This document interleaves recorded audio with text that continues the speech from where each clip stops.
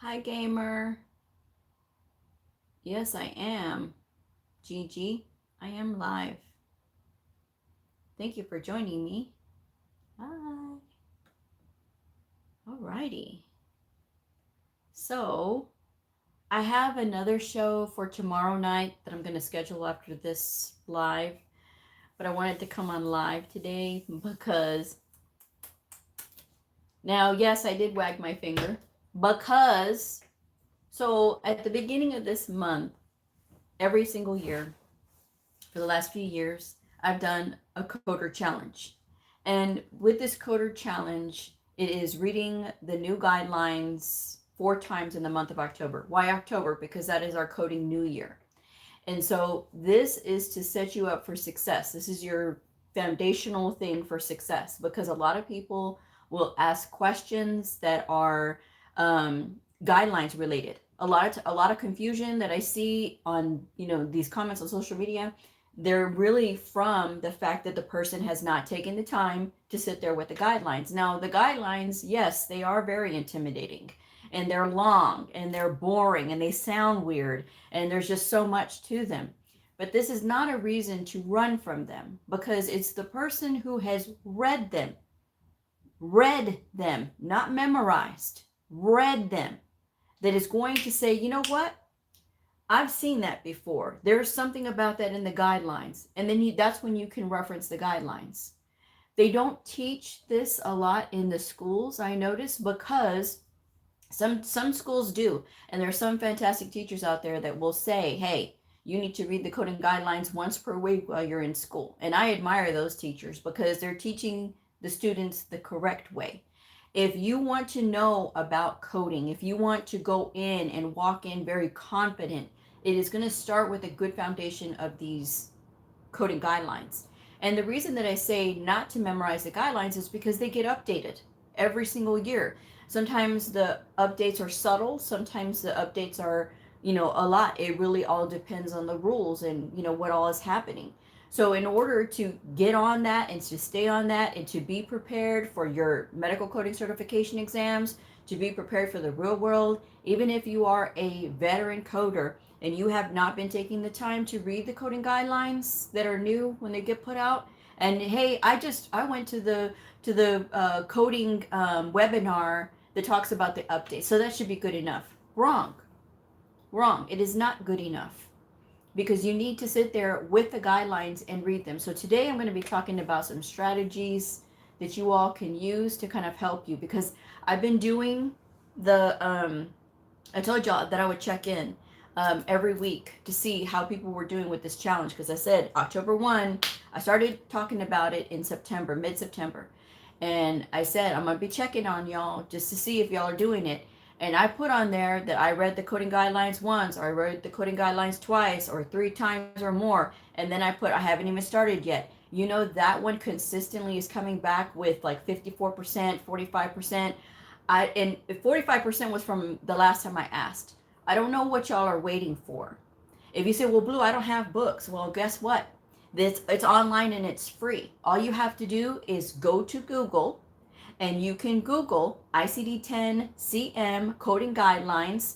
If you're taking the test this year, or if you're taking a test with the American Health Information Management Association, the CCS, CCA, or CCSP, and you're taking your test all the way up till the end of April 2026, you need to be reading the 2025 guidelines, because that's what your test is going to be based on. If you're taking your test till the end of this year and you're with AAPC, it needs to be the 2025 guidelines, not 2026 just yet, because they're still in 2025. January 1, AAPC goes into 2026 guidelines. So if you're going to be taking your test in 2026 and you're taking the CPC, then you should be using the 2026 guidelines. But like I said, you can go to Google, ICD-10-CM coding guidelines 2025 or 2026, and that year version will pop up, and it is free. And you click on it, it's 121, 22 pages, something like that. But it's just a font size, guys. Don't panic. It is literally the same thing as what is in your books. Every single book that's ICD-10-CM is going to have a copy of those guidelines, which is why, again, you don't have to memorize, because it's going to be right there in your book. Now, If you know exactly where to go in your book, that's what's going to help you. But if you're not looking at those guidelines and you're like, you having a question about, for example, sepsis, you'll be like, well, I don't know this one. Let me just guess. You know, there's guidance about that in the guidelines. So we're going to go over some of that today. And I'm going to be with y'all for about an hour. So if you have any questions related to how to study the guidelines, let me know. Please don't ask me simple questions like where to get started, how to get started, because I have 1,500 videos on my channel. It's there, trust me. And I'm very careful with these titles. So you can find those, you know, those videos. You can find most anything. Resume tips, how to apply for jobs, that kind of thing. So you can find anything and everything on my channel. All right. Hi, Letty, doing great. Hi, Shadana. I don't know what that's supposed to be. Gamer, what is that? Little face? I don't know. I can't hardly see those things. But anyway, so if you have your coding manual, and I'm not going to show this because it's backwards, and then I always get 50,000 emails afterwards. It was backwards. Like, I didn't know. I know. It's not my fault. YouTube changed the thing because I used to be able to like show you guys and it would show you the correct way. I don't know. It was updated, I guess. I don't know. But if you're looking at your guidelines, I have recommended the way to start studying the guidelines is to first read them all the way through. And when I talk about reading them all the way through one time, it in their entirety, read it all the way through from start to finish, where it starts off. This talks about the narrative changes effective for October 1, 2024. But this is the 2025 book. So these guidelines are the 2025 guidelines, and it's going to go through all of these things. The very first section before, like the chapters section 1, the conventions, general coding guidelines, and chapter specific guidelines. It's going to give you like the page that all of those guidelines are on. You need to read the very first chapter before that table of contents, because it's going to tell you a lot of very valuable information, like who maintains the ICD-10-CM. You need to know that because that could be on your test. It could also be a question that is asked in a medical coding interview. So that's something that you need to make sure that you're looking at. And it's just a few paragraphs there. And then it's talking about all the things that are in here in the guidelines. And then you're going to go to section 1. You're going to see conventions, general coding guidelines, and chapter specific guidelines. Now, what does this mean? Chapter specific guidelines. So every single chapter, well, most of them, there's 22 chapters, but 19 of them have something on them. There are some chapters that just don't have anything, any guidance, any particular guidance, but they're reserving the right to have guidance in the future. But for the time being, there's nothing about that specific chapter. So there's 19 chapters total for you to read. Some chapters are shorter than others. Some chapters are longer than others. The Z codes chapter is very long, okay? But you want to start off first with reading the coding guidelines all the way through. Just read everything. It is not going to make sense. And it's okay that it doesn't make sense. Some people get very frustrated, and that's why they don't read them anymore, because they say, well, Blue, I didn't understand it, so I don't feel like reading it. I don't think it pertains to me. Oh, wrong. Oh, wrong you are. Because this is going to give you the direction that you're going to need. There's going to be some situations like heart attacks, strokes, coding for mother baby, coding for sepsis. There's other conditions that are also going to require different sequencing rules. And when you are, when a patient is being seen for injuries, there's also guidance about that. A lot of people get scared about injuries. Blue, I don't understand sequela. Sequela is a manifestation of an injury. Sometimes people end up with scars, and scars can be painful, right? And so because scars are painful, that's related to the injury, that's considered a manifestation. Well, how are you going to sequence that? The manifestation is going to go first, like the scar? then the injury that caused that, and then the external cause code if hopefully they have that in the documentation. And then there's going to be times when you're going to pick up the place of occurrence, the activity, and if they did it for money or not. And that is only going to apply the very first time they're being seen for that injury. So again, there's going to be times when you're going to see these different things and everything's going to go back to the guidelines. Everything falls back on the guidelines. When you know these and not memorizing them because that's too much mental stress. But if you know these guidelines and if your brain can recall, hey, I saw that, I remember that, then you're going to know, okay, I know exactly where to go in the guidelines so that I can look it up. The coder that knows the guidelines and understands the guidelines, that's the coder that's going to be successful. That's the coder that's going to be able to write their own ticket. That's the coder that's going to be able to make all the money that they want to make. And please spare me your comment about, oh, coders don't make anything, because those are the people that don't understand how this business works.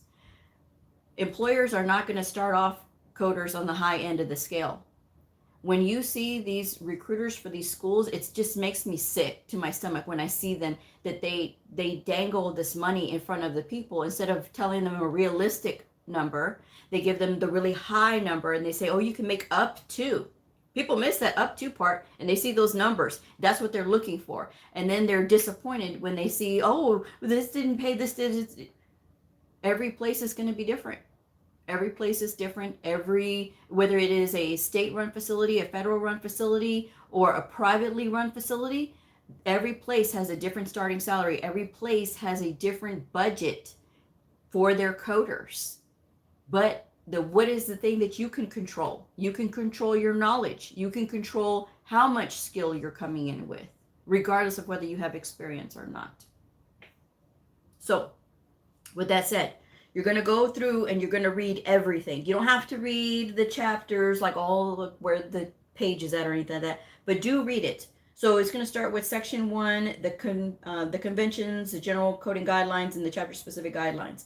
It's going to talk about the alphabetic index and the tabular list, the format and structure, which is very important because you'll have some codes that are 3 characters and some that are 7.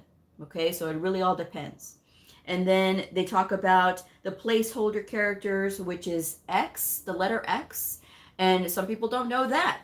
You'll see a lot of these. And this is another thing, too, that gets me. When I see people that they do these little cute posts, right? Oh, this code is for attacked by a spider or something like that. You know, and they don't put out the full code. They just put the first few letters. And they don't even put an A, a D, or an S on it. You know what I mean? Like that's the 7th character of where they are in their injury. They don't even complete the code. And they're just sharing this and they think it's so cute. It's not cute. It's not cute when you're sharing something that is not complete. So then it talks about the abbreviations. It talks about the punctuation, because punctuation means a lot to us too. Because that's telling us, sometimes it's giving us a sequencing direction, right? When we talk about like Alzheimer's and dementia and things like that, there's those punctuations that you got to watch for, because there's some codes that are going to go first, then it's going to have the second code second. So again, if you know what those punctuations mean, and it's going to be right here, it's going to talk about the colon, what does that mean? The parentheses, what does that mean? The brackets, what does that mean? Then it talks about other codes, unspecified codes, what does that mean? Inclusion notes, or inclusion terms, excludes notes. There's guidance about that. There's excludes 1 and excludes 2. You got to know about those. There are some things that you can't put together, and there's some things that you can. It really all depends on what it is. And how do you learn it? You learn it here from the guidelines. And then it talks about like etiology, code first. What does that mean? And with. See and see also. What does that mean? So that first section is going to be covering all of those basic things. Now, again, when you go through this the first time, you're going to go through all of that. But when you go through it the second time, you're not going to have to keep going over that first part. Why? Because you're going to see those things actively throughout your studies. You're going to see the brackets. You're going to see the parentheses. You're going to see the colon. You're going to see and with and all of these things. So that's something that you're going to get constant exposure to. But where you really need to focus and concentrate on the second time that you read the guidelines is the chapter specific guidelines, right? Because that's going to cut off a little bit of what you need. So it's not going to be as overwhelming, okay? But you go to the next section, which is the general coding guidelines, right? Now, the general coding guidelines, you're still going to need to review when you're reviewing the chapter specific guidelines, but this one is going to be a little bit more in depth. The level and detail of the coding. Code for codes A00.00 through all the way, all the codes that they're talking about here, and how this applies to everything. Signs and symptoms, codes or conditions that are integral to the disease process. Guess what? We have to know what doctors know while never having gone to medical school. That's my saying. I've said that. And why do I say that? Because it's the truth. Not to overwhelm you. Don't get overwhelmed. I don't want to get emails, guys, from people that say, oh, Blue, you overwhelmed me. Why? Because I'm telling you what to expect. Because I'm telling you that you do need to understand that if a person is coughing and they have the flu, those two are integral to each other. If you have the flu, you're going to cough. You're also going to sneeze. You're also going to have a fever. These are common things as part of the flu. You're going to be tired, fatigued. These things are common to the flu. So when they say integral, it means it's a part of. So there's lots of books out there. The Merck Manual is a fantastic one for looking up symptoms. But there's also other coding books that you can find that will talk about like symptoms of a certain condition and things like that. And you can even Google, what are the symptoms of whatever condition that you're looking at. So if it's like osteoarthritis and they say that the patient has pain, are you going to pick up pain wherever they have osteoarthritis? No, because those two are integral to each other. If you have osteoarthritis, there's a good chance you're going to have pain. And so that's what it's talking about there. So it's saying that you got to be aware that you're not going to be picking up symptoms when it is a part of the disease process. The only deviation from this is when we're talking about like injuries and we're doing the manifestation of the injury and it does sequela and all that good stuff. But again, this is where you're getting all this information from. Yes, it is a lot, but this is where you start to become a very good coder. This is when it starts to click. Because if you're not doing this part, if you're skipping this part, oh, you will continue to be lost in the sauce. You will continue to be confused, and this will get very frustrating very fast. I know what I'm talking about when I'm saying this because I've had all these people, all of these years since 2018 when I started this channel, and when they come to me and they're confused, it's the guidelines. It always comes back to the guidelines. So this is something that you guys you're having to skip this step because you know what the problem is. You know how to remedy it. Okay? So then it keeps on going, talks about sequela and what does that mean? It talks about impending or threatened conditions. It talks about syndromes. It talks about using signs and symptoms in unspecified codes. And so it keeps going, the use of Z codes. And then we get to the C section, right? The chapter specific guidelines. Here we go. This is when it starts getting into chapter 1, right? Which is the certain infectious and parasitic diseases. And then it gives you the code range that it's covering. And then it's talking about all the specific things about coding for sepsis and blah, blah, blah. There's lots of things that this is covering. You're not required to memorize because you're going to have this book with you when you're taking the test. But you just need to have that familiarity of where it is in the guidelines. And then it's going to continue on to the next chapter, which is, I'm going to keep going. So chapter 2 is going to be the neoplasms. So let me go back for a second. So you see where chapter 1 starts. If you're following along with me with the guidelines, you're going to see where chapter 1 starts. You're going to see it's 1, 2, 3, 4, 5.5 columns. It's 5.5 columns. So that's a lot of reading if you're looking in the guidelines online, right? It's going to give you straight lines. It's not going to give you columns, okay? But it's 5 different columns. So could you take a day to break this up? Sure. Why? Because you're doing 3.5 hours of study per day, right? Because you want to hit that 17.5 hours in 5 days and then the 2.5 hours on a Saturday or Sunday. And there's a bonus to this, right? When you're reading these guidelines, what is that bonus? That you're becoming a faster reader. Because that's another thing that people will tell me too. Well, Blue, I can't keep up with productivity because I read too slow. That means that's telling me you're not reading enough. And so getting something like this where you're having to sit here and just kind of look at it and read it, trust me, your brain, whether you are looking at it and reading every single word, or you're looking at it and you're just taking in all of the words, your brain is processing this information. You need to give it that chance to process the information. Because if you're not, again, lost and confused, and it doesn't need to be, right? It doesn't need to be this hard. Why? When you're looking at these guidelines. So you pick that chapter and you read that chapter and you say, okay, great. I did this in one day. That's 3.5 hours of reading I did. I read these 5.5 columns. Guess what happens the following week when you do it again? You're going to be faster. Why? Because you just got more familiar with it. And then it's going to be like, okay, it's still not making sense, Blue, but I'm going to go with it. Exactly. Because we're not asking you to have it make sense right now. When you start getting into those scenarios and you start reading, that's when it's going to start clicking. Trust me. I've gotten many an email afterward. Blue, you were right. It makes sense now what you said. Didn't make sense at first. Sure. But this is, again, you just got to go with it. Sometimes you just got to trust. And I'm just asking you to trust. And I'm asking you to show up and do this. I'm not asking you for anything else. I'm not asking you for money. I'm not asking you for anything that's going to impede on your own time. But except for this. Oh, no, Blue, I need to spend time with my kids. So you're constantly playing with your kids, that your kids are there with their tablets or they're there playing their game, and you can be in the room, you can be a presence with them, and you can still be looking at your guidelines.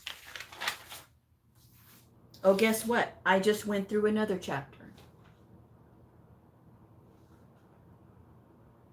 Chapter 3, right? Keeps going. Chapter 4, chapter 5, chapter 6. And it keeps going.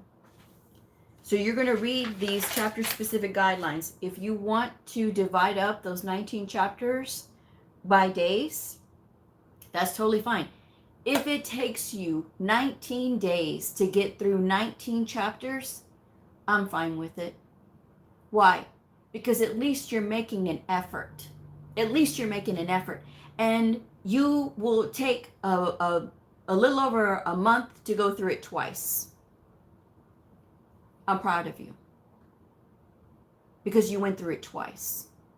Do you have to stop on October 31st? No. You can keep going however many times it takes you to get through the second time or the third time. The point is just to get through the reading. That's the point. Because no matter how much money you spend with going to these boot camps or buying this book or that book, it's not going to mean a hill of beans if you don't understand and if you don't read these guidelines. It's not going to mean nothing. That's a waste of money. Oh, buying all these tabbing systems, thinking it's going to help you. Not if you don't know the guidelines. Not if you haven't read them. So again, you go through and you divide up. Divide and conquer. You want to do 19 chapters and read it one chapter a day? Fine. Fine. You're making progress. It's the consistency that is going to get you through. And you get through all of these. You get through all the 22 chapters there. Because it's technically 22, but it's 19 that have something in it. Then you're going to get to section 2. That's going to talk about that inpatient coding. Now, if you're on the outpatient side, that's not going to matter to you. But you are going to keep going and you are going to see some things about outpatient coding, okay? Because in section 4, it talks about diagnostic coding and reporting guidelines for outpatient services. I'm going to say inpatient again. But it talks about like coding for additional diagnosis and things like that. And then it's going to have the appendix, the present on admission reporting guidelines. Present on admission reporting guidelines, that's for my inpatient coders. So if you're sitting for the CCA, the CCS, or if you're with AAPC, the CIC, that's going to pertain to you. Okay, so then you would have to read those things. General reporting requirements, the time frame for POA, present on admission, and then assigning a present on admission indicator. So it's talking about different examples of what that means and things like that. So again, you can divide and conquer by going through the whole guidelines from front to back. Even if you're not sitting for an inpatient credential, you can still read over it anyway, okay? Because it doesn't help for you to have that in your mind. So you read through the entire thing, and then you divide and conquer. 19 days to go through the 19 chapters, by all means, you go ahead and do it. And you don't even have to go in order. You want to tackle that very first one that's going to be the biggest, one of the biggest, which is that Z code chapter. By all means, you go right ahead. Whatever will keep you motivated to do it, and you can check that off. You can make a list of all the chapters that you're reading, and you can check them off one by one by one by one. I used to sell the thing for those, but it confused too many people, so I just stopped doing it. But anyway, read them. It's not going to hurt you. And to the people that want to ask me, oh, is this going to waste my time? You're wasting my time asking me that question. This is to help you. I would never tell you guys to do something that I wouldn't do myself, that I have not done myself. And I have done this right along with you guys. I've only gone through it twice this month, but we still have time. And I'm doing other things. Remember, I know these already. I know these. So does it matter to me? Yes, it still matters because I'm going through it with you all. But when I put these questions out and I see a lack of engagement, either because, oh, well, I'm tired or I don't want to do this, I just want to hear you talk, or I just want to hear your advice on, coding or whatever. Even though a lot of times when I talk about coding, because I've done the one about new patient versus established patient, there's barely 400 views on that video. And when I talk about like initial, subsequent, or sequela, barely, not even 500 views. But I talk about like study tips. I talk about how many hours you need to study, 1,000, 2,000, 3,000 views, no problem. So it's just like, I don't know what y'all want me to do. I don't, all I want to do is help y'all. Believe it or not. That's all I want to do. Because even when I demonstrate things, nothing. So take it, leave it, go with it, don't do it, do it. This is your career. It's what you signed up for. And this is just the way that it's going to make it easier for you. There's another channel that I like to watch. He has nothing to do with coding. Rick, on his channel, Think Like a Horse. He used to be an instructor for the military, in the military. And then he was a cop.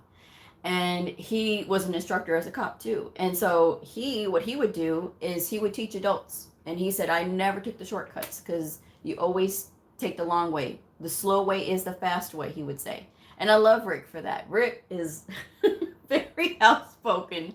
And he's an honorary Texan. He's not from here. He's from California, but he's an honorary Texan. And I like Rick, even though he's loud and brash, but Rick is fun, But a lot of what he says is common sense, and I agree. So, all right.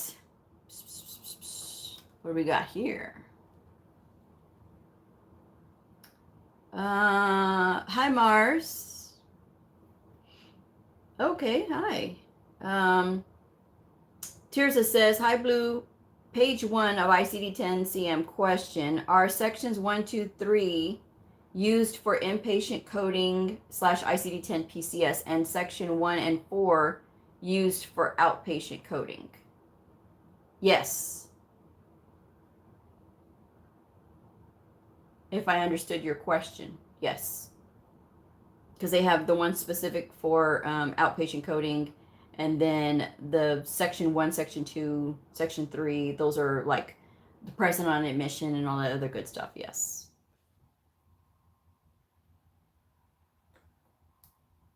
So any other questions about that? Y'all are real quiet.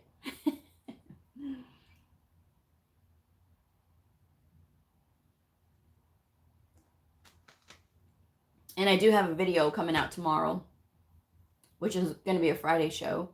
And it's about general advice for coding and your exams, because I'm getting people that are getting ready to take their tests, and of course they're scared, they're nervous, but you shouldn't be nervous if you've been studying sufficiently.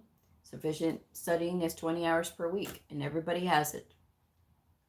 You have to put in the time. If it's important to you, you will make the time. You will make the time for it.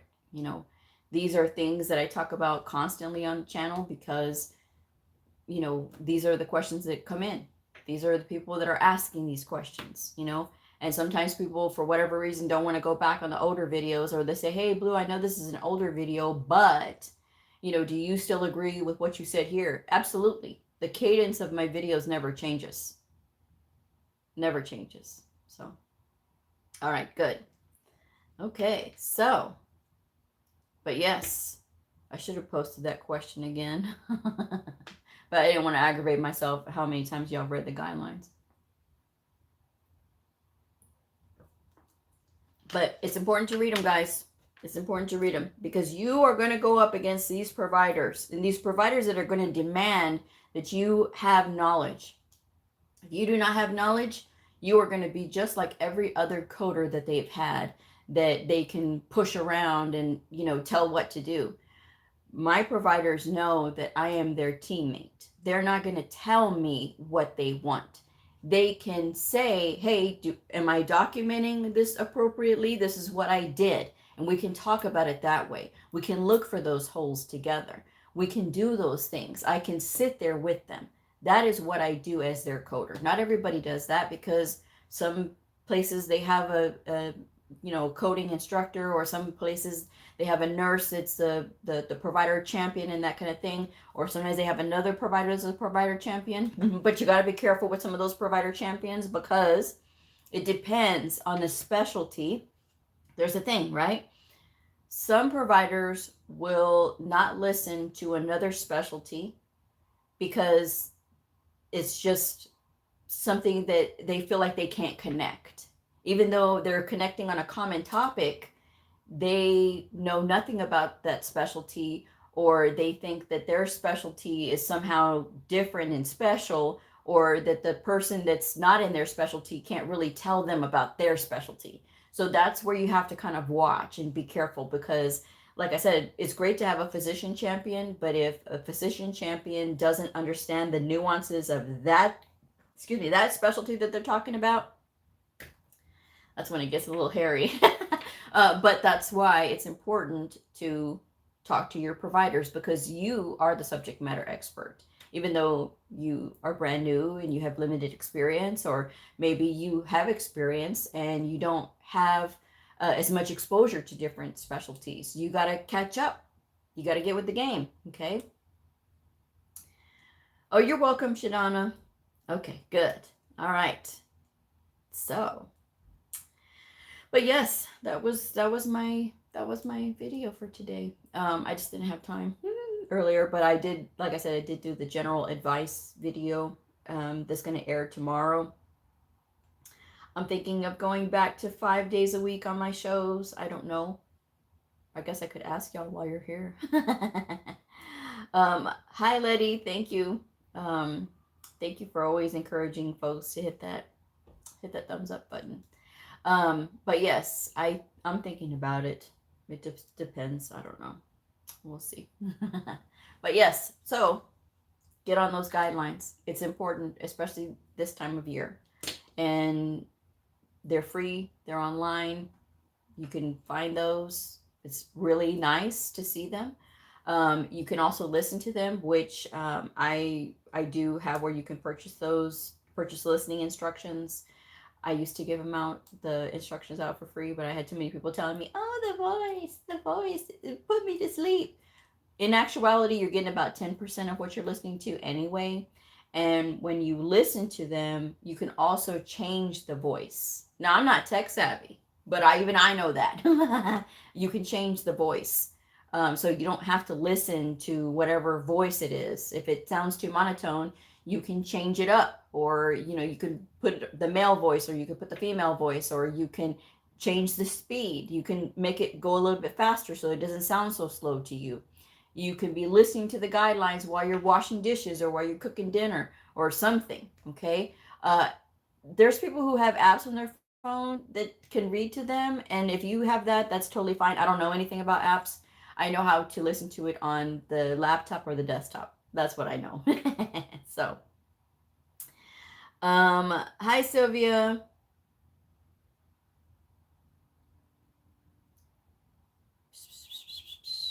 Okay, I'm thinking both of you want 5 day a week shows. Is that right? Am I on the right thing? I'm a claims auditor and I have some of their own understanding of the guidelines. Okay, I have some that have their own understanding of the guidelines. Okay, so a question says, how do you handle a non-compliant coder? So here's my advice when it comes to coders that are saying, I'm not going to listen to you. And I don't know what the situation is. So I'm going to give you a couple scenarios so that way you can kind of work with it. If scenario A is you tell the coder, hey, this is wrong. And then hopefully you're giving them the actual code and the reference. And not a reference from like a blog or anything like that, but like a legitimate reference from the guidelines. Okay. You're saying, here's the guideline. This is why this and this is why this. And this scenario A, the coder says, you know what? I'm right and you're wrong. I'm not going to listen to you because, I'm right. And I don't want to be told that I'm wrong by you. And that is possible. And there's a myriad of reasons why. Some people do not listen to certain auditors because of a personal thing. It's just whatever reason. That person doesn't like that other person. And it can be that they've never worked together, but it can be for the stupidest reasons. Because trust me, I've experienced it. But here's the thing. When it comes to these guidelines and this work, all jokes aside, the rules are the ones that apply. If the coder is non-compliant and you have a legitimate thing that says, hey, this is the way that it's supposed to be coded. This is incorrect because of this. You have a legitimate claim because according to the ethical standards of coding, the AHIMA standards of ethical coding, they apply to everybody, regardless of credential status. We all have to code ethically. If this person is doing things wrong, it's going to cause a denial of a claim. It is going to cause the incorrect codes to be into that patient's record. It's going to cause the incorrect procedures to be in that patient's record. So that's going to be a problem later on down the line, right? Because there's going to be a denial. So this coder needs to be counseled. Sometimes if it's just too hot between two people and the person doesn't want to listen because the person doesn't like this person, you don't have a choice whether you like me or not if I'm the auditor. You don't have a choice. I'm going to come to you respectfully and I'm going to say this was the reason, this is the reference. And if they say, no, I'm still not changing it, or no, I'm still not doing it, then we need to escalate this to the next person in the chain of command.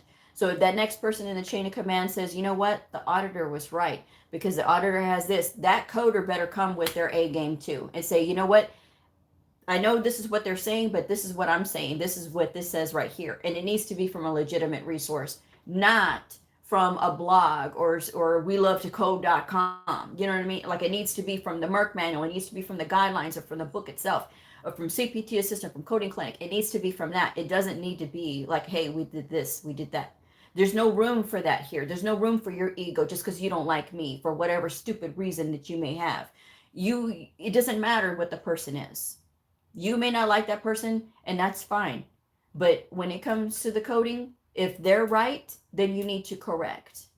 And if that person's boss allows that to happen, that disrespect to happen, that's also a problem. That's when that problem needs to get escalated because that cannot go on. Because just because your ego is fragile and you don't want to deal with this person, the coder being disrespectful to the auditor, then that's when, hey, we need to get somebody in here to mitigate this because this cannot go on like this. If you are the auditor, this has happened to me. If you are the auditor and you say, oh, this is wrong. Okay, here's the thing. I know anatomy. And the thing that was marked as wrong, I knew was wrong by the auditor. I knew I was correct. So I went and brought all of my references and resources. The auditor said, auditor stands by her word. Oh, okay. Auditor stands by her word. Okay. No, ma'am. I don't think so. So this went straight to my supervisor, and I said, you know what? We're escalating this to the next level, because it's not just the auditor coder level. There's always somebody above that person. That person's always got a boss. Always. And we took it up to the next level. And so that independent person that was the tiebreaker for me and the auditor said the coder is correct. So they had no stake in whether or not the auditor was right or I was right. They said the coder is correct because I know anatomy. And this happened to be something that she got wrong. And when I came to the auditor respectfully and I said, well, this is this, and this is this, and this is this, and this is my reference right here. Auditor stands by her word. I don't care what your word is if it's wrong. I'm not changing anything if it's wrong. If you are wrong and I am right and I just showed you and you're saying that you have nothing to rebuttal to me, you have nothing that says that you are correct, you're just saying that auditor stands by her word. I don't care what your word is, because it's not about you at the end of the day. I'm protecting that patient. I'm protecting that provider, because I'm going to ensure that that provider gets paid for all of their work, and that this claim is not going to get denied because that provider had the incorrect codes pushed through because I fell over and said, oh, okay, yes, she said auditor stands by her word, so let me go ahead and change this. Absolutely not. Absolutely not. But there needs to be a level of respect between coder and provider, and not coder and provider, but coder and auditor. And sometimes it does get to be passionate, right? Let's say that. It gets to be passionate because coders are right. And auditors are like, no, I'm right. How can I be an auditor and not be right? Well, guess what? We're human beings. We're human beings. And some of the best arguments, and I say arguments in the fact that we're having discourse about this particular subject. I've been audited before, obviously, and I've gotten some back that were like, hey, well, here's this guideline. Oh man, really? I missed that? Okay, I'll fix it. Go back and fix it. And then there's been times when I do that in turn to the auditor. Here's this. Oh man, I didn't know that. That's really cool. And they learned something, and I learned something. And it's this really good relationship that we're able to synchronize. Hey, I learned something, you learned something, and I'm not doing that same error again. It is all about education. It is all about you win some, you lose some. There's always going to be a winner. There's always going to be a loser. And even though that is a more blunt way of putting it, winner, loser, we're all winners when the documentation comes out correctly, when we can work together and say, you know what, you were right. Or, oh my gosh, I didn't even see that. Or, I didn't know that. Because there's always that too. Because when people get confused, like with injuries and things like that, they don't code injuries every day. I do. I see it all the time. And so I tend to understand a lot more things about the bones and about the feet and about the skin, about all these things, because that is what I do every day. That's where I'm the subject matter expert. And the person who's playing auditor, right? And who I have a credential that says I do auditing, doesn't necessarily mean that you know the subject. And it's okay not to know the subject. It's okay to have that, oh man, I didn't get this right. But we need to, this is where we have to be selfless and put ourselves aside and say, you know what? No, that wasn't right, or this is the reason that I picked this. And if they say, well, no, I said that it's this and you're going to change it. If it's not right, then you need to escalate it. And if the coder is disrespectful, that needs to be brought up to their supervisor. But if it's a hot situation where, for whatever reason, the coder doesn't like the auditor, or the auditor doesn't like the coder, it could go either way. If it goes that way, there needs to be a mediator. And that mediator needs to be able to diffuse the situation and bring respect to the table on both sides, because you can't have that animosity towards each other. It is not personal, and for the auditor, it is not a vindication that, oh well, I got this person to I got something wrong on them. Because I've had that before, where the auditor thought that they were going to get me on something. What are you going to get me on? We're on the same team. What are you talking about? And especially when I know what I'm doing. If that hurts your feelings, that's not my fault. You know what I mean? Like, I'm always going to be respectful to you. Actually, here's the answer. This is the reason that I did this. And if you come back to me with, actually, it's because of this, this, and this. It's not my own personal spin on the guidelines. It's not that. It's not that, I'm going to try everything and anything that I can so that that person doesn't tell me that I'm wrong. I'm a human being. And it goes both ways. There's going to be times that the auditor is wrong. There's going to be times that the coder is wrong. And this is why education in the facilities is very important. This is why putting that emphasis on education is really, really important, so that everybody's on the same page and that we're sharing knowledge. Because sometimes people don't know the question to ask, right? Especially when they're getting educated. They don't know to ask these questions. And all of a sudden you start saying something and you see them making notes like, oh, I didn't know that. Okay, well, I'm going to look at that. Oh, yeah, well, I looked that up. When I introduced modifier 27 to some emergency department coders, they were like, we don't use that code. Do you not use that code because you didn't know that code existed, or that modifier existed? Or you didn't know that was, we never thought to use that. We never thought that that was a thing. You can look up modifier 27. But because I brought it up, I was like, oh, okay. Well, here's this on modifier 27. Oh, that's neat. Modifier 54. Oh, it depends on what they did in the ER when they sent them on. Modifier 55 for my outpatient coders. So there's things that and it's like a baby chick opening his eyes, and they say, oh my gosh, I didn't even know about that, or I didn't know that was how that was applied. So education is important, and that's one of the ways you can mitigate those situations where people kind of get hot at each other, because auditors and coders, they kind of butt heads, and it's okay to butt heads. Butting heads is normal. When you start locking horns, that's also normal too. And part of me enjoys it.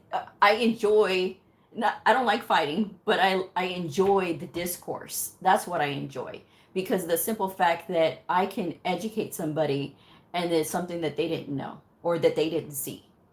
And then sometimes when it's me on the other side and I'm like, oh, I didn't know about that, and I start looking it up, I'm like, man, how did I not know that? That's where it becomes fun, and that's where you start seeing yourself mature, right? So that's what I would do, okay? And it's not personal, and that's the thing. Sometimes you have to take a step back. It is not personal, okay? Because sometimes that person may already be upset about something that's going on in their house, and then here you go and you tell them, hey, you did this wrong, and they're like, rah, is that their normal behavior, or is that something that it's unusual for them? Because if it is, hey, you know what, let's take a break, and we'll come back to this in a couple of days, okay? And if they'll give them time to sizzle down. And it's the same thing with coders. If the auditor's coming in hot, okay, well, we need to take a break for a little bit before we continue with this, because I feel like there's a little bit of heat here. So let's just take a second and take a breath. Let's take a second and breathe for a second here. So it's good to do that. It's good to have conversations. It's good to sit down and have a water together, have a Coke together, a soda, whatever, pop if you're in the north, and just kind of sit there and talk about, what are we doing here? Let's hash this out. Because believe it or not, when you are drinking water, when you're drinking soda, when you're bringing snacks or something like candy or something like that, when you have something, you're chewing on something, your brain is signaling, hey, there's no danger here. So we can bring our energy down. We're not having to be on a high alert. Let's bring the energy down. Let's talk this out. And believe it or not, that's sometimes all you need to do too, because you're basically breaking bread together. And once you break bread together, trust me, everything starts to change. Everything starts to change. There are some people that you're not going to want to feel like that with at the moment.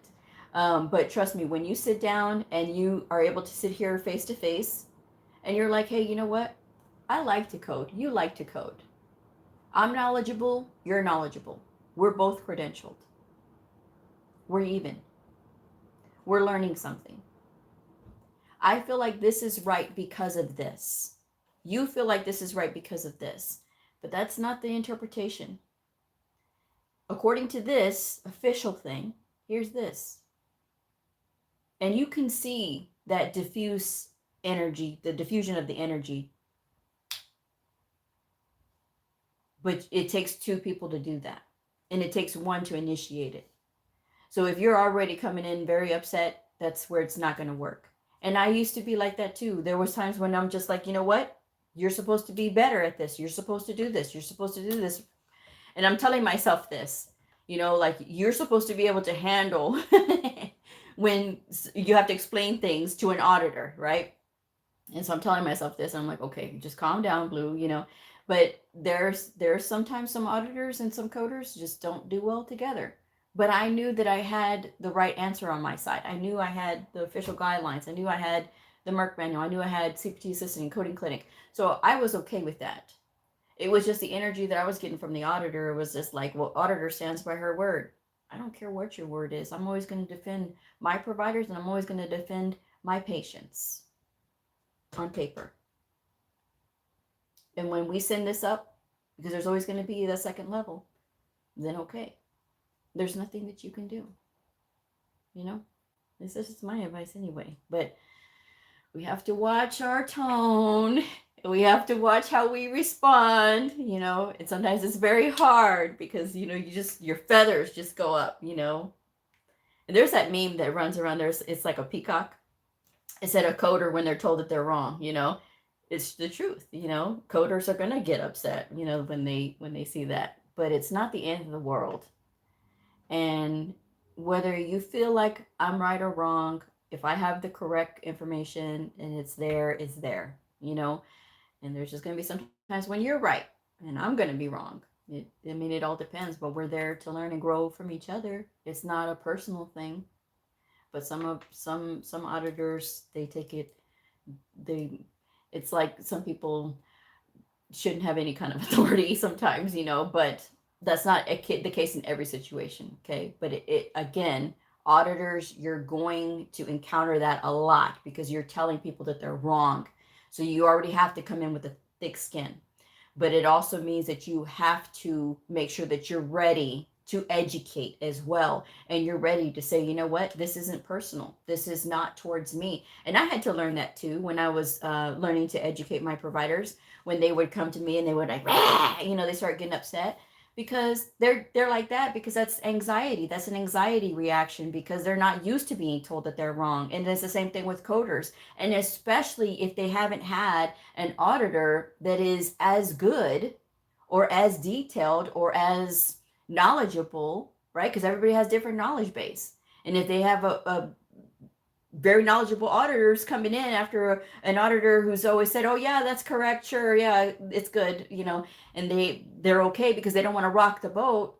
Well, that's going to rock the boat. There's going to be some hurt feelings there, but it's not personal, and we need to make it that way. And like I said, sitting down together, having a water, having a soda, having a what is it, Shasta lime? I love those. Shasta in the little can is so cute. But yeah, having those, it would be good. You just sit there and just talk it out. Why do you think these big businesses always have dinners together? Because you're breaking bread. It is the same thing with coders too. I'm just saying, coders and auditors. All right. Oh, thank you, Bronzy. Bronzy says, hi, Blue. I appreciate you and your knowledge. Thank you. Okay, Tirza, I got you. Yes. Okay. Some of the billers. All right. Okay. Let's see. Very thoughtful. Yes. True. Barbara says, our coders can ask for clarification or initiate a rebuttal with their auditor. I have gotten chart defects removed from my record a number of times. You can also escalate further up the chain. There you go. Okay, Mars. I hope that helps. Hi, Priscilla. Thank you for joining me. Love all the hearts. But yes, I hope that helps, because and that is a hard one. That is a hard situation to go through, especially when sometimes you can get a hot head, and it does make it hard, but you grow and you learn to grow. And as an auditor, it's your responsibility to be equipped with the tools, the personal tools that you can give yourself to, like, if you know that this person's going to get upset at you, then you're going to run off that energy before you get in with that person. If that person makes you really nervous and you start stammering and you say, you know what, they make me nervous because I want to yell back at them too, but you don't want to do that, because then you're going to ruin a relationship that could potentially be good. Okay. And so you want to take a brisk walk before you meet with that coder, whether it is on Zoom or whether it is in person. I think the in-person ones are the best, but sometimes it's just better. It's better to be in person or on Zoom, because when you start going back and forth on email, that email can be taken any way because there's no inflection. And sometimes people don't really write very well, and sometimes it can sound very curt, and sometimes it can sound snarky. So we need to watch it. Okay. Talking is a lot better than like immediate. There's an inflection, there's all of these things. So that's why I say in person or over Zoom or Teams or whatever is much better, because then you can see the person and you can see their expressions and you can hear their voice, and you don't have to take it as, oh my gosh, this person says, no, it's this way. When I would say, no, it's this way. That's how I would say it. And then a person who's upset at me already could say, no, it's this way. Oh, okay. Oh, she wants to have attitude. You know what I mean? Like that's where we have to kind of work with that. Okay. But that is a very good topic to discuss. That is a very good strategy, to getting better. It's just like anything else. It's just like when you start to educate your providers, you start to get to know them. It's the same thing with these coders. You're going to start to get to know them, especially as the auditor, that you're going to know them. You're going to be able to see, if they're accepting what you're saying. And if you see that, hey, they recognize, hey, that was wrong, we're going to go ahead and correct that. We're never going to do that same mistake again. That's where it gets good. And so sometimes I like saying, because there's some things that I know is a really good learning opportunity, and I say I could use this as a learning opportunity, so I talk about it that way. And it depends on the audience, it depends on the person, and if they're okay with it, then it's okay. And if not, it's always good to bring in another person if you feel that that's necessary, though. But that shouldn't be the default. You really should try to work it together before you start saying, well, we're going to have to escalate this. Not everything needs to be escalated. We need to pick and choose our battles. We need to pick and choose when we escalate things, because we also need to make sure that we're coming in with the best response that we possibly can, the most to the point response, and not the one that's going to sound, what is it? Not condescending, but one that's going to sound where they patronize you. I don't like that either. I don't like to be patronized. It irritates me. Quick, get to the point. Tell me. Don't say, well, get to the point. Trust me, it's much better. Allie's mom says, please never change. Oh, thank you.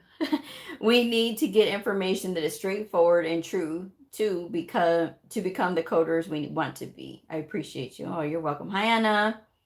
Yes. So, but yeah, that's a really good. Now I gotta write something about that. So, but yeah, that's true though. It's true. It's coders and auditors. It's very difficult, and you're gonna find some good ones, and you're gonna find someone that you're gonna learn. Oh my gosh, you're gonna learn so much from them, and then you're gonna find some that.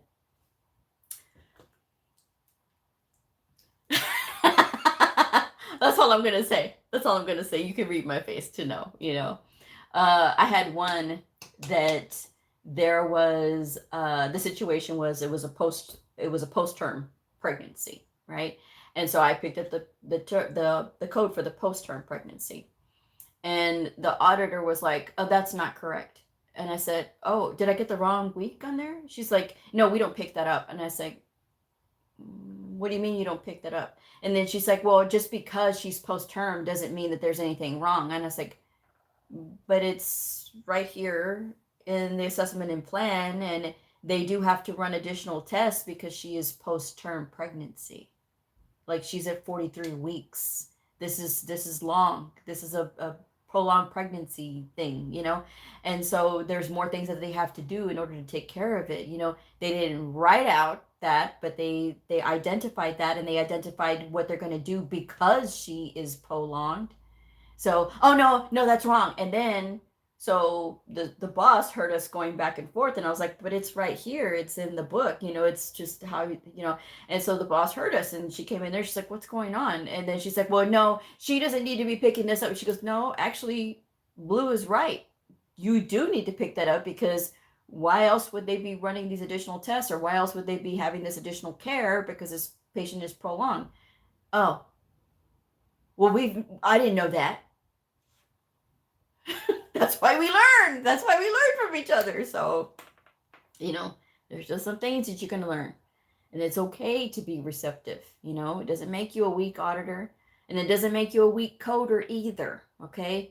It's not personal when the auditor tells you that you're wrong, but just make sure that they are correct as well. It's both ways. Um, and you know me too well.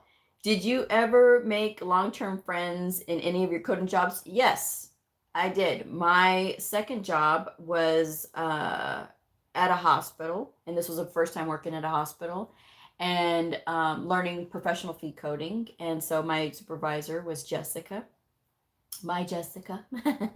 But she taught me a lot, and we're still friends today. We are still friends on Facebook. I still go to her when I have a problem, when I can't solve it myself, when I have looked everywhere and I need to be pushed off the fence, because that happens to the best of us as coders, right?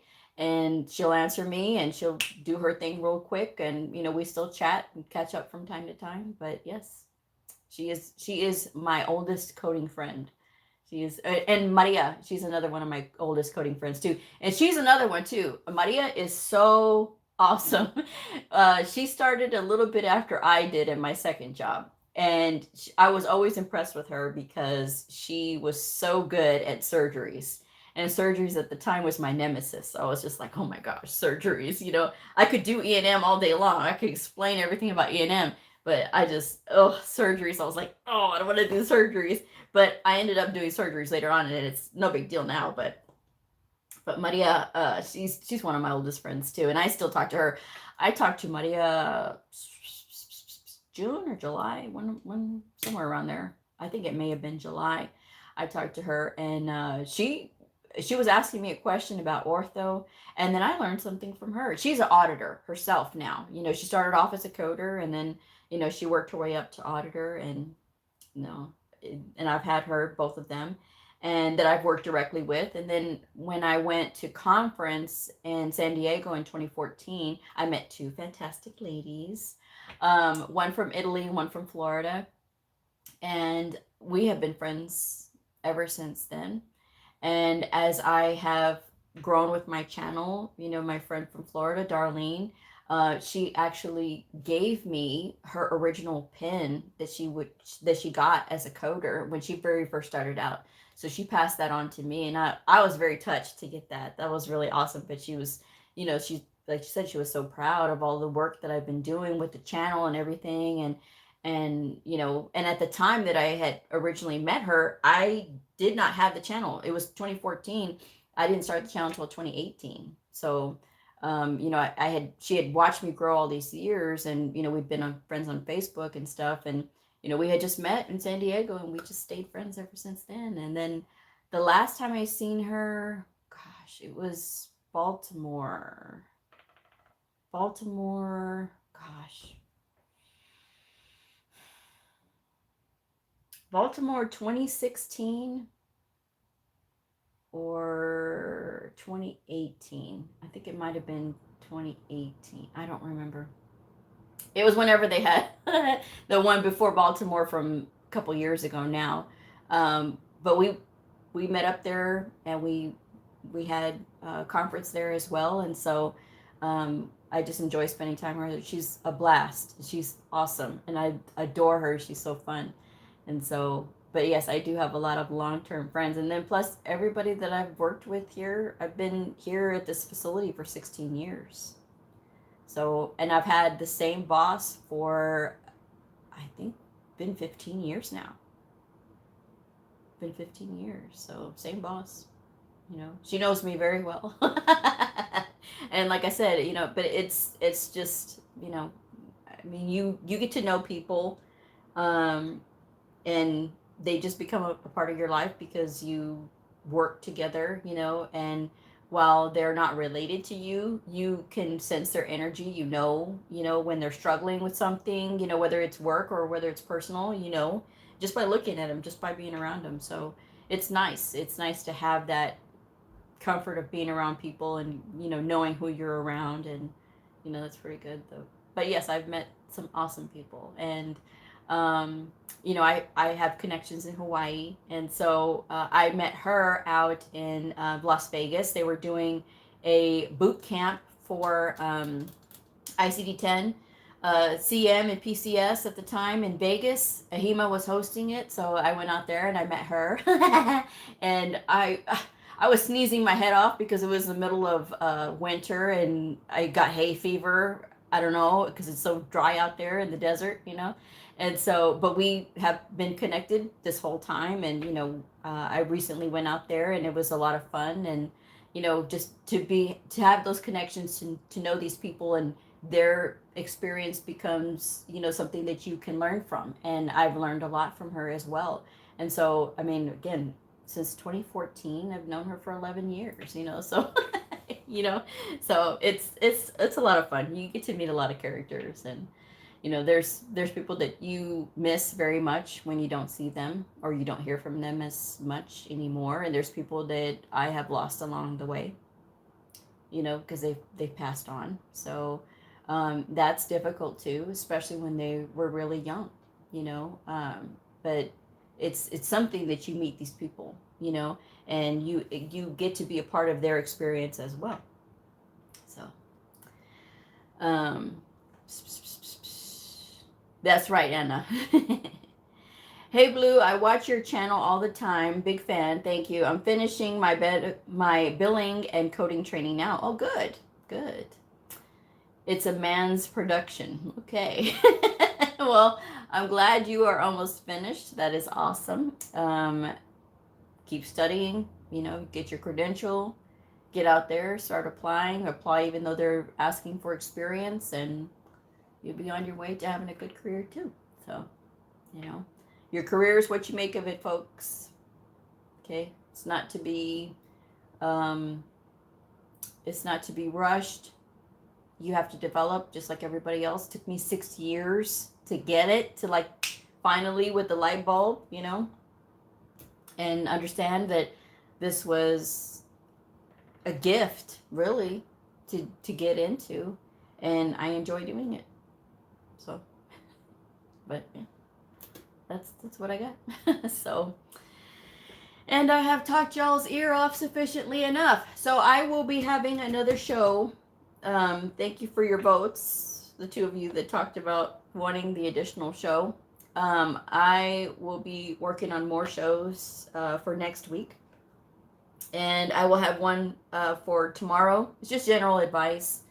It's a lot of the excuse me, a lot of the things that I talk about, but I must reiterate because it's important, you know. It's very overwhelming, but I'm motivated and determined. Awesome. Thank you for motivating us. Oh man, I was late in. Oh, Anna. But yes, I've been going, how long is this? 1 hour and 11 minutes. So I start talking too long and people start telling me, your show is long. Well, people like to listen to it. You know, Rick, his channel, Think Like a Horse, some of his shows are like 3 or 4 hours. And so I'll sit there and listen to him while I'm working, you know, and I'll be sitting there cracking up because some of the things that Rick says, I'm just like, oh man. So, you know, but I don't feel so guilty anymore when I have 1 hour shows. But I know that it gets a little long sometimes. So, but anyway, I try to keep it, you know, consistent. So, anyway, good. I'm glad. Anna. All right. So, I'm going to go ahead and wrap this one up. So, y'all will be seeing a show tomorrow. And I'm wearing the same thing because I filmed it right before I started this live. And I wanted to make sure I came on tonight to talk about those tips. Get on the reading, guys. Get on the reading. ICD-10-CM coding guidelines. Trust me, it's not a waste of your time. It's going to help you. That's all I got. So, with that said, I'm going to go ahead and wrap this one up. Thank you guys so much for joining me. If this video helped you, please like, subscribe, and share. And I'll see y'all next time. Bye.